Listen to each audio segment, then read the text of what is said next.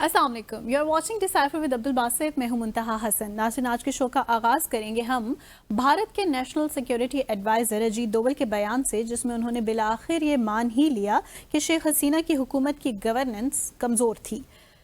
पाकिस्तान बांग्लादेश के बढ़ते ताल्लुकात पर भी आज हम बात करेंगे और मजीद क्या डॉक्टर मोहम्मद यूनुस बांग्लादेश में इंतखाबात से पहले पाकिस्तान का दौरा करेंगे। दूसरी जानिब भारत के त्रिशूल मशक़ें जारी हैं और हाल ही में रूस ने भी क्रूज और ड्रोन टेस्ट करके दुनिया को हैरत में मुब्तला कर डाला है। अहम सवाल अब ये उठता है कि क्या रशिया भारत के साथ ये नई जदीद टेक्नोलॉजी भी शेयर करेगा। शो के आखिरी हिस्से में हम बात करेंगे सदर ट्रंप के न्यूक्लियर टेस्ट के हवाले से ऐलान की, क्या अमेरिका वाकई न्यूक्लियर टेस्ट करेगा और क्या जनूबी एशिया में भी भारत और पाकिस्तान ये दोनों ममालिक भी ऐसा कर सकते हैं। इसी के साथ आगाज करेंगे आज के अपने डिसाइफर का। वेलकम बासित साहब। थैंक यू मुंतहा। बिस्मिल्लाहिर्रहमानिर्रहीम और डिसाइफर देखने वालों को अस्सलाम वालेकुम। बासित साहब, मैं आपसे सबसे पहले ये जानूंगी कि अजीत डोवल साहब को क्या हो गया है, ये क्यों इतनी खरी खरी बातें सुना रहे हैं, कर रहे हैं, और इनके इस बयानात के बाद क्या अब हम ये इम्प्रेशन ले सकते हैं कि अब भारत और बांग्लादेश के ताल्लुकात में कोई बेहतरी आ रही है।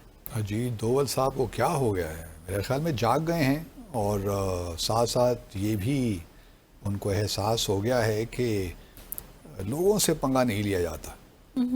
हुकूमतों के दरमियान तो मामला चलते रहते हैं, लेकिन जो पोजीशन भारत ने ले रखी है वो जो बांग्लादेश के अवाम के एहसासात हैं उसके बिल्कुल बरक्स है जी। अब ये जो इनकलाब आया बांग्लादेश में 5 अगस्त 2024 को पिछले साल, उसमें अवाम उठी ना, और ख़ास तौर पे तालिब इल्म उठे जी। शेख हसीना के ख़िलाफ़ और उसकी हुकूमत, उनकी हुकूमत को चलता किया। अब अजीत डोवल साहब ने गुज़श्ता रोज़ एक तकरीर कहीं कर रहे थे और वहाँ उन्होंने ये माना, बल्कि उन्होंने तमीज़ यूँ बांधी कि जो भी सियासी निज़ाम हो, डेमोक्रेसी हो, अथॉरिटेरियन मामला हो, ओलिगार्की हो, जो भी निज़ाम हो, ज़रूरत ये होती है कि गुड गवर्नेंस हो। गुड गवर्नेंस ना हो तो फिर कोई मुल्क भी आगे नहीं बढ़ सकता। तो इस ज़िम्न में उन्होंने ये भी कह डाला कि गुड गवर्नेंस नहीं थी श्रीलंका में, नेपाल में, बांग्लादेश में, तो इस वजह से रिजीम चेंज हुआ। तो इसका मतलब ये हुआ कि शेख हसीना साहब की गवर्नेंस में सीरियस इश्यूज थे और बांग्लादेश के लोग बिल्कुल हक बजाने थे कि उनकी हुकूमत को रुखसत करें। तो ये बयान आते आते काफ़ी वक्त लगा और मैं, जिस तरह मैंने पहले अर्ज़ किया, बात वही है कि अब थोड़ा सा चूँकि इंतखाबात होने जा रहे हैं ना बांग्लादेश में अगले साल फरवरी में, तो कोशिश यही है कि थोड़ा बहुत बांग्लादेश के अवाम की जानिब रुख किया जाए और उनसे जो एक मिसअंडरस्टैंडिंग्स हैं या जो मामलात सब बिगड़े हुए हैं उनको ठीक किया जाए।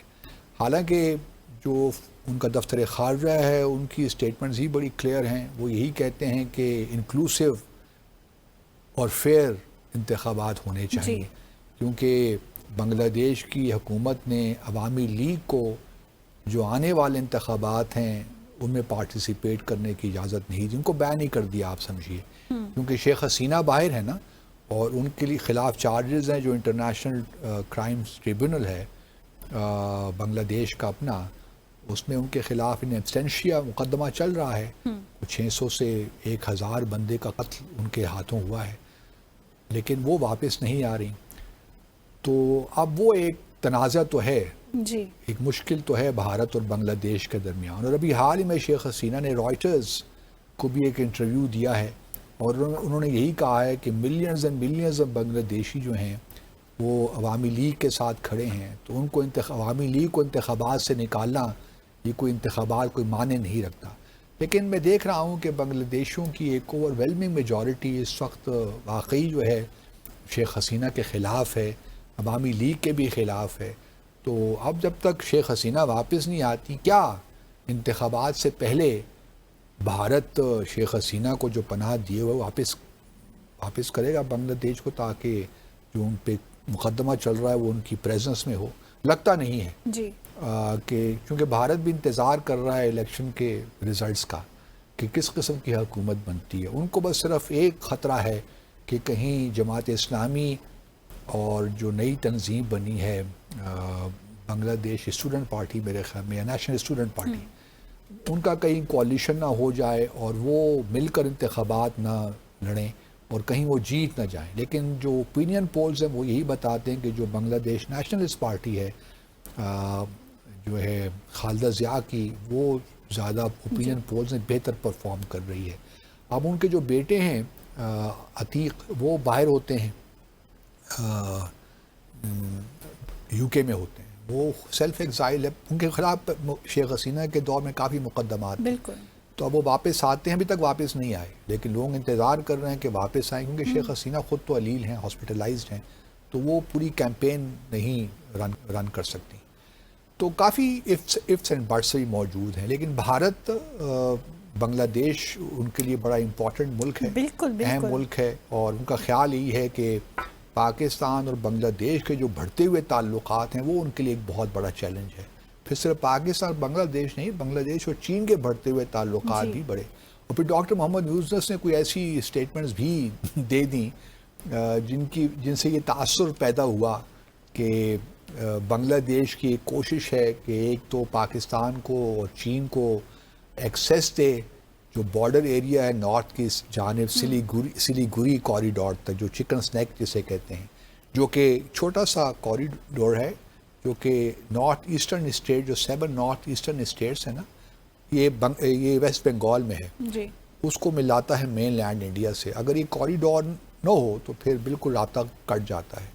اسی لیے بھارت جو ہے وہ ادھر سے میانمار کی جانب سے ایک کالادان میرے خیال اس کا نام ہے، کوریڈور بھی بنا رہا ہے، تاکہ اگر یہ کسی وقت مستقبل میں کہیں چائنا اوپر سے ڈوکلام ریجن سے آئے اور اس سلیگوری کوریڈور کو قبضہ ہی کر لے تو پھر ایک اور راستہ تو ہونا چاہیے نا، ایکسیس ہونا چاہیے نارتھ ایسٹرن اسٹیٹ میں. جی.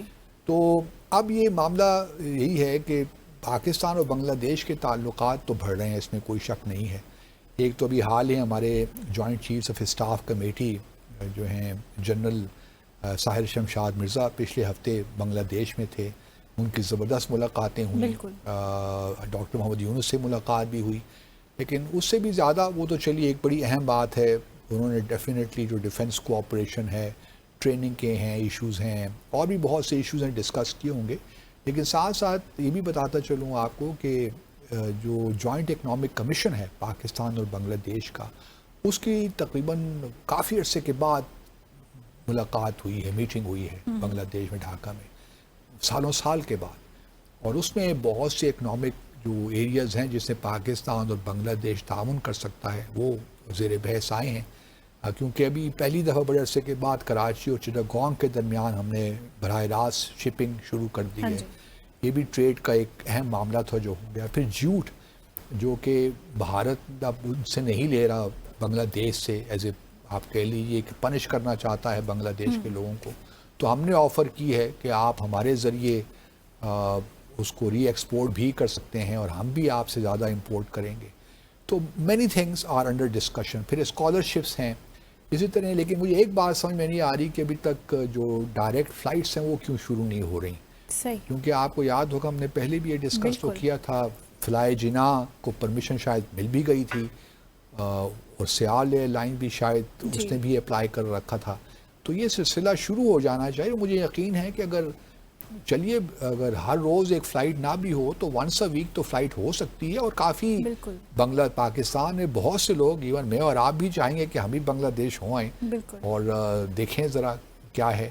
اور بنگلہ دیش میں بھی یقیناً ایک انٹرسٹ تو ہے کہ پاکستان وزٹ کریں، آئیں. تو once weekly flight should be okay to begin with. بعد میں آپ اس آپریشن کو مزید بہتر بھی کر سکتے ہیں. That's true. تو اب جو آپ نے سوال اٹھایا ہے کہ کیا ڈاکٹر محمد یونس پاکستان کا دورہ کریں گے، اب یہ ٹرکی کویسچن ہے.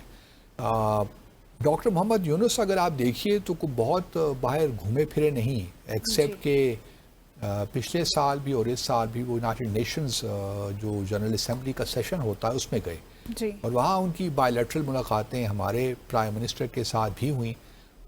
تو وہ ایک اچھا ہائیسٹ لیول پہ یہ ایک تعلق یا ایک انٹریکشن ہوا، بہت اچھا ہوا. لیکن میرا اپنا خیال ہے کہ ڈاکٹر محمد یونس کیونکہ انتخابات ہو رہے ہیں نا فروری میں، تو ہی میں اوائڈ جو بائیلیٹرل وزٹ انہوں نے صرف کیا وہ چائنا کا، میرے خیال میں جہاں تک مجھے یاد پڑتا ہے صرف چائنا گئے ہیں اس سال کے شروع میں. اس کے علاوہ ان کا اور کوئی بائیلیٹرل وزٹ مجھے یاد نہیں پڑتا. وہ کہ بھارت وہ جانا چاہتے تھے لیکن بھارت کی جانے سے کوئی پازیٹیو رسپانس نہیں ملا تو وہاں نہیں جا سکے. صحیح. لیکن میرا خیال ہے کہ شاید ہم نے بار بار ان کو انوائٹ تو کیا ہے اور ممکن ہے ہمیں سرپرائز دے دیں، لیکن ابھی تک مجھے کوئی ایسی خبر نہیں ملی کہ کوئی ڈیٹس پہ کام ہو رہا ہے اس سال کے آگے اگلے سال کے شروع میں، کیونکہ اگلے سال شروع میں تو پھر وہ الیکشنز کی ذمہ داریوں میں گھر جائیں گے تو مشکل لگتا ہے کہ وہ انتخابات سے آنا ہوگا تو شاید اس سال آ جائیں، اور ہماری خواہش ہے کہ وہ آئیں کیونکہ بہت کریڈٹ جاتا ہے ان کو پاکستان اور بنگلہ دیش کے درمیان جو بھی مس انڈرسٹینڈنگس تھی ان کو دور کرنے میں. کوئی 2 ایریٹنٹس ہیں لیکن وہ بھی ہم نے ایک فیصلہ کر لیا کہ ہم اس کو ایشو نہیں بنائیں گے یا رکاوٹ نہیں بنائیں گے اپنے تعلقات کو بہتر آگے لے جانے میں. تو ڈاکٹر محمد یونس نوبل لاریٹ بھی ہیں اور ان کی اپنی ایک ذاتی حیثیت بھی ہے. اس سے پہلے بھی جب کہ وہ حکومت میں نہیں تھے یا کیئر ٹیکر سیٹ اپ میں نہیں تھے، ان کا اپنا ایک نام تھا دنیا بھر میں. تو وہ آئیں گے تو پاکستان تو ان کے لیے زبردست ویلکم ان کو دے گا، کیونکہ بڑا کریڈٹ جس طرح میں نے پہلے کہا جاتا ہے ان کو، اور باقی جو ان کی ساری کابینہ ہے کہ انہوں نے کم از کم ایک راستہ ہموار کیا. اب آنے والی حکومت کیا کرتی ہے وی ول سی کہ وہ کیا سیٹ اپ ہوتا ہے، اس کا کیا مزاج ہے، کیا انکلینیشن ہے، تو اس سے پھر لیکن اب مجھے لگتا ہے کہ کچھ نہ کچھ انشاءاللہ بہتری کی طرف معاملات آگے چلیں گے. حکومت کے ساتھ بھی ہمیں زیرو سے اور یہی اریٹنٹ بنتا جا رہا ہے بھارت اور بنگلہ دیش کے لیے. بھارت حالانکہ کوئی ون زیرو سم گیم تو ہے نہیں. صحیح. ہمارے اپنے تعلقات ہیں، بھارت بنگلہ دیش کے اپنے تعلقات رکھیں. بالکل. So let's take a short commercial break here.